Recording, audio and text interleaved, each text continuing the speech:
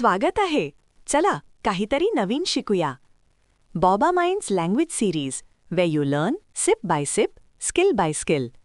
मी मेघा आणि आज तुमच्यासाठी घेऊन आले आहे एक मजेदार आणि बोधप्रद गोष्ट, चिमणी आणि कावळ्याची. ही गोष्ट आपण लहानपणापासून ऐकत आलो आहोत, पण तिच्यात दडलेला अर्थ आजही तेवढाच महत्त्वाचा आहे. चला तर मग आपल्या कथेला सुरुवात करूया. एका घनदाट जंगलात एका मोठ्या झाडावर एक चिमणी आणि एक कावळा राहत होते. चिमणी खूप मेहनती होती. सकाळी उठल्यापासून तिची धांदल सुरू व्हायची. इकडे तिकडे फिरून ती गवताचे काड्या, कापसाचे तुकडे, बारीक दोऱ्या गोळा करायची आणि आपले घरटे अगदी मजबूत बनवायची.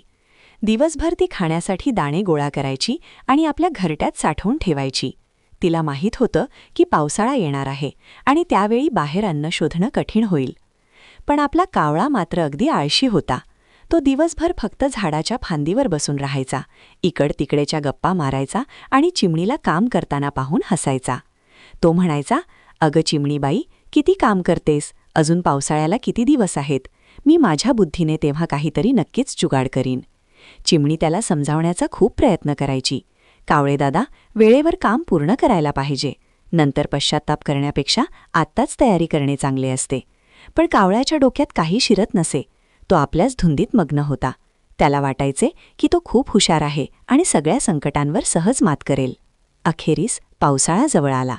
आकाशात काळे ढग जमा झाले आणि जोरदार वाऱ्यासह मुसळधार पाऊस सुरू झाला. विजा चमकू लागल्या आणि ढगांचा गडगडाट सुरू झाला.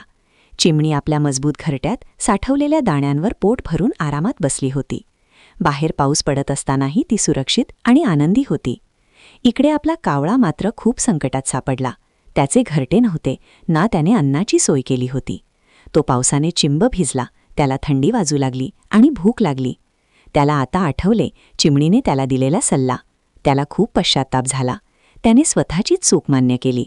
थंडीने कुडकुडत तो चिमणीच्या घरट्यापाशी गेला आणि म्हणाला, "चिमणीबाई, मला वाचव. मला खूप थंडी वाजते आणि भूक लागली आहे."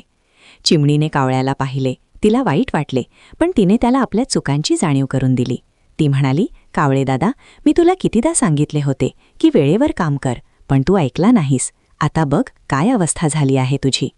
कावळ्याने नम्रपणे आपली चूक कबूल केली आणि वचन दिले की यापुढे तो कधीही आळस करणार नाही, तर नेहमी मेहनतीने काम करेल.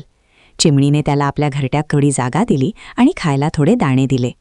या घटनेनंतर कावळ्याने धडा घेतला. त्याने आळस सोडून दिला आणि चिमणीसारखा मेहनती बनला.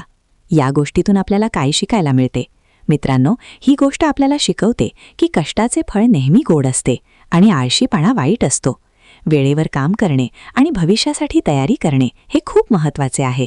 आजचे काम उद्यावर ढकलू नये, कारण एकदा वेळ निघून गेली की ती परत येत नाही.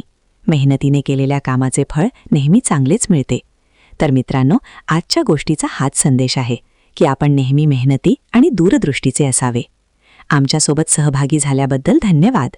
Boba minds language series way you learn sip by sip, skill by skill.